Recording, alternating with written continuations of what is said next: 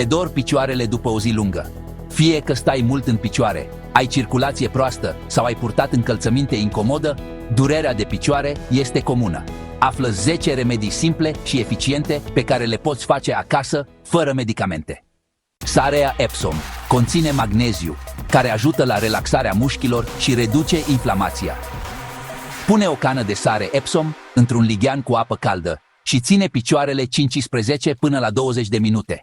Uleiurile de mentă sau lavandă, combinate cu un ulei de bază, cum ar fi migdale sau cocos, pot calma durerea. Masează picioarele ușor, de la degete spre gambă, timp de 5 minute. Pentru durere acută, folosește comprese reci.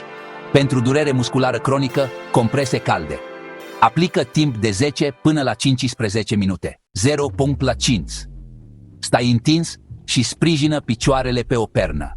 Asta ajută la reducerea umflăturii și la îmbunătățirea circulației. Stretching-ul reduce tensiunea musculară. Fă mișcări simple. Flexează și întinde vârful piciorului. Rotește glezna, ridică ușor piciorul. Ache. Deshidratarea și excesul de sare pot duce la retenție de apă și dureri.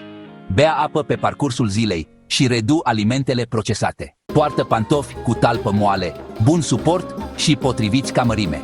Tocurile înalte și pantofii strâmți agravează durerea. Gelurile cu arnică sau ibuprofen se absorb ușor și reduc inflamația locală.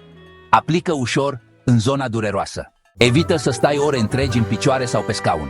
Ridică-te, mergi puțin și fă câteva întinderi la fiecare oră. Alternează apa caldă cu rece la duș. Stimulează circulația și reduce senzația de greutate în picioare. Durerea de picioare poate fi enervantă, dar o poți controla cu pași simpli acasă. Eu sunt doctorul virtual și aici vei găsi tratamente explicate clar și ușor de aplicat. Abonează-te pentru mai multe sfaturi medicale utile.